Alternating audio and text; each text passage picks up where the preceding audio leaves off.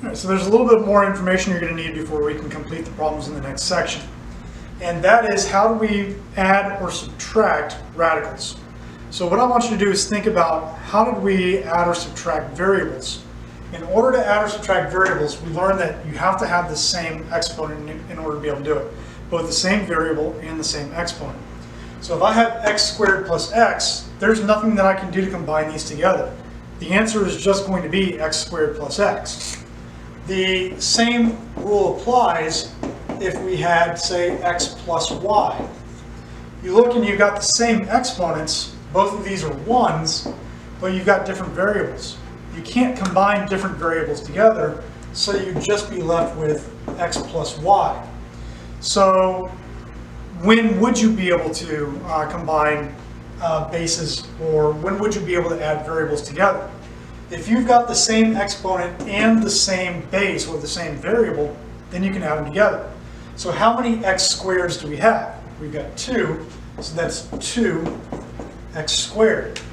The same rules apply when we're dealing with radicals.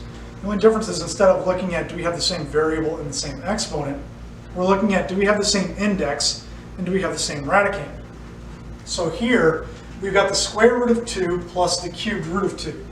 Now we have the same radicand, but our indices are different. We have a 2 and we have a 3, which means that these can't be added together. So the solution is square root of 2 plus cubed root of 2. It just stays the same. In this one, we've got the square root of 2 plus the square root of 3. In this case, our indices are the same, but the radicands are different. So these cannot be combined together either. So the solution would be square root of 2 plus square root of 3. Now in the last example we've got here, we've got the square root of 2 plus the square root of 2. In this case, the indices are both 2 and the radicands are both 2. So we can now combine these two radicals together. How many square roots of 2 do we have? We have 2 of them, so the solution would be 2 square root of 2. So now let's go ahead and take a look at how this works. In problem number 1a, we're given 6 square root of 11 plus 9 square root of 11. So you want to check, again, 2 things. Number 1, do we have the same indices? Number 2, do we have the same radicands? So take a look at this. We've got an index here of 2, and we have an index here of 2. So the indices are good. The radicands, 11 and 11, so this means that we can add them together. So all we're going to do now is add the coefficients. The radicands stay the same. So you get 6 plus 9 gives you 15. And then again, the radicands stay the same, just like they would if you were dealing with variables, so you get 15 square root of 11. Just to give you an idea of what I'm talking about, if you had 6x plus 9x, what would your solution be?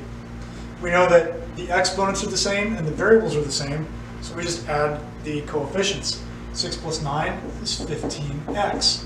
So you can see how these work in basically the same way that variables work.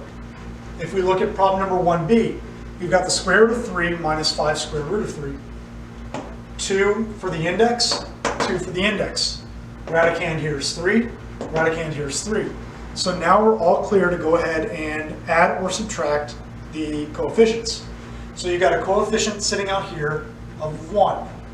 So 1 minus 5, negative 4, and then the radical stays the same, so negative 4 square root of 3.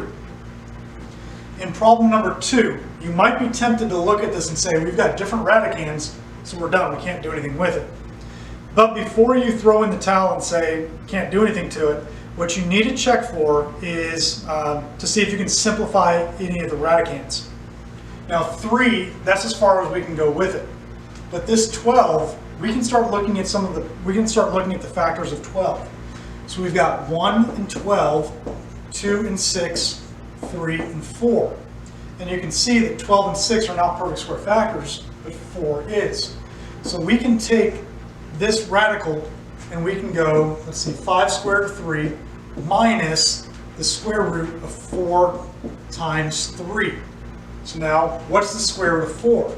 We get 2. So we got 5 square root of 3 minus 2, because the square root of 4 is 2. And then we're left over with the square root of 3. Once you've gotten to this point, you can now see you have like radicals. And once you've got like radicals, then you can add or subtract the coefficients. 5 minus 2 is 3. And so you're left with 3 square root of 3, and there's your simplified solution.